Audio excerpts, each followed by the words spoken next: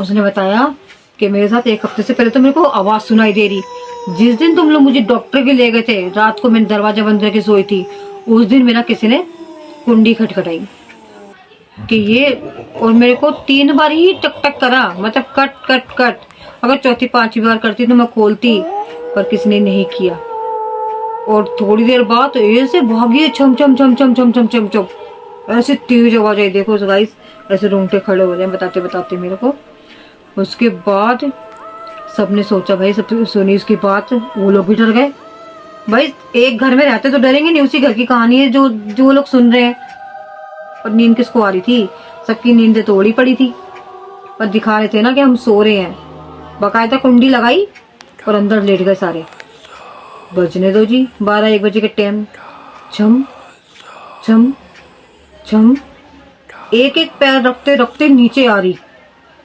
बाप रे भगवान, ये हादसा किसी के साथ भी ना हो। जब सीढ़ियों से उतरेंगे तो एकदम से उतरेंगे ना, छम छम छम छम छम छम छम छम छम ऐसे, और आके फिर वही टक एक बार, फिर बीच में गैप दे दिया।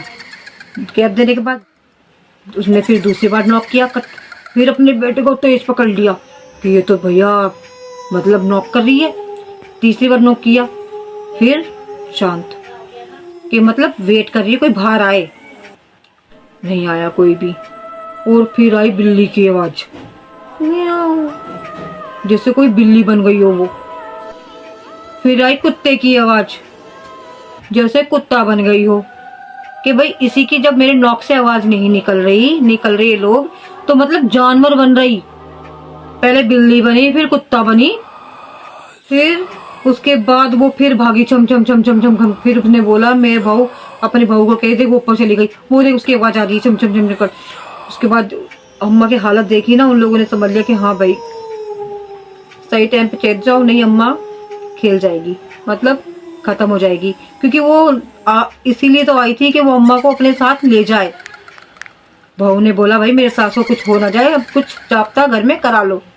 किसी को कोई प्रॉब्लम नहीं थी, बस उस अम्मा के ही पीछे पड़ी थी वो, उसी को ही सब कुछ सुनाई देता। तो मैं बताती हूँ गाइस, हुआ ऐसा कि रात को तो बाहर आई नहीं, अम्मा के हाथ लगी नहीं वो।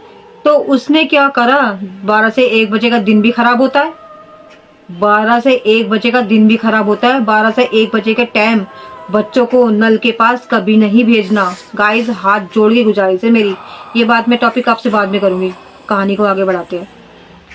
अम्मा को कपड़े सुखाने बहू ने कपड़े धो दिए नीचे वॉशिंग मशीन में, छत पे कपड़े सुखाने जाना होगा। अम्मा को बोला कि अपनी बहू ने बोला कि मम्मी जी ये 4-5 कपड़े हैं जो आप ले जाओ, बाकी मैं लेके आ रही हूँ। इतना ही 4-5 कपड़े मतलब लेके चढ़ी 2-3 सीढ़ियां, भैया सामने बैठी हुई खतरनाक वाली, ऐसी मोटी मोटी आंखों से देख रही। अम्मा को तो चक्कर आके वहीं गिर गई, सारे कपड़े वपड़े उसी के ऊपर ही आ गए, सारे गिर गए चक्कर खाके। जो मैं बैठी थी, और पता नहीं कैसे अजीब के कपड़े, जैसे वो होते ना, वो बंजारा टाइप के कपड़े पहन रखे थे, ये लंबे लंबे बाल, और ऐसे बैठी थी। और जैसे ही मेरी एंट्री हुई, ऐसे करके मुंडी मेरे को देखा उसने। जो आज मुझे चक्कर नहीं आते ना, तो आज मैं खत्म हो जाती। मतलब अम्मा को साइलेंट अटैक आ गया था, उसको हॉस्पिटल लेके गए वहीं पे ही। उसने अपनी घर पे स्टोरी बताई, मैंने आपको पहले ही बता दिया, मगर तब मैंने ये नहीं बताई स्टोरी कि चक्कर खाने के बाद उसको हॉस्पिटल लेके गए। डॉक्टर ने कहा इनको साइलेंट अटैक आया है, कि अम्मा गंभीर मतलब उसमें है, टेंशन में कि कोई बात है क्या घर के अंदर। अब डॉक्टर कहाँ मानते हैं इन चीजों को, उनको किसी कुछ नहीं बताया।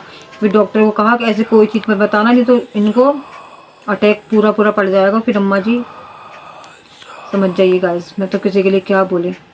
उसके बाद घर में आए, अम्मा की खूब सेवा पानी करी। फिर भैया घर के अंदर जाप तक कराना ही पड़ा। पंडित ढूंढने में उन लोगों को इतना टाइम लग गया कि तीसरा भी हादसा हो गया। कि तीसरा हफ्ता था अम्मा के साथ, एक जब वो आवाज आती थी, दूसरा हफ्ता जिसमें नॉक होने लग गया, तीसरे में वो खुद दिख गई। तो मतलब फिर घर में जाप तक करवाया, कोई अच्छे पंडित को ढूंढते ढूंढते 3 हफ्ते लग गए उनको। फिर भगवान उनको मिला एक पंडित, फिर वही उनने चारों तरफ कील गाड़ी, वो होती है बिल्कुल मंत्रित करी हुई कीलें होती है, चारों कोने में गाड़ दी। और अम्मा के कमरे में चारों कोने में गाड़ दी, मेन कोने में गाड़ दी। जहाँ से वो आती है पूरा मतलब छत की जो वो थी दरवाजा, उसकी तरफ से वो करा, कह रहे यहाँ पे छत से कोई गिर के मरी है। वो पंडित ने बताया कि इस छत से ये कालबेनन मेरे की गिरी है, यहाँ से जो दिखती है ना इन अम्मा को, तो वो छत से और यहाँ तक ही है बस वो उसकी हद। तो वो अम्मा को अपने साथ ले जा रही थी। तो इसलिए भैया किसी को कुछ नहीं सुनाई देता था, सिर्फ सारा ध्यान उसकी अम्मा पे था कि मैं साथ लेके जाऊंगी। और चारों तरफ मंत्र कर दिए और कोई भभूति वभूति कर दी, चारों घर में राई रख दी, राई की पुटलियां बांध दी सब जगह जहाँ जहाँ से वो आने की थी। उसके बाद 1 हफ्ता बीता, पंडित जी दोबारा आए, फिर बोला अम्मा के चेहरे पे खिलावट आई, क्योंकि ऐसा कुछ हुआ नहीं होगा तभी तो खिलावट आई। पंडित जी ने पूछा कुछ हुआ आपके साथ ऐसा? अम्मा ने कहा नहीं। पंडित जी के खूब आभार किया, पंडित जी के खूब हाथ जोड़े अम्मा ने कि भाई मैं आज जिंदा हूँ तो मैं आपकी वजह से जिंदा हूँ। भैया पंडित का खूब आभार किया, खूब बढ़िया से दक्षिणा दी उनको, खूब बढ़िया करा, खूब बढ़िया भोजन कराया उनको घर के अंदर, मतलब अच्छी सी और पूजा पाठ कराई। वही पंडित ने घर में पूजा पाठ करी, वो सत्यनारायण की कथा पढ़ी, खूब घर में धुआं हुआ। उसके बाद से आज तक अम्मा को ऐसा कुछ नहीं दिखता, जो भी हवा थी वो वहीं की वहीं से चली गई। आज की कहानी मेरी यहीं समाप्त होती है।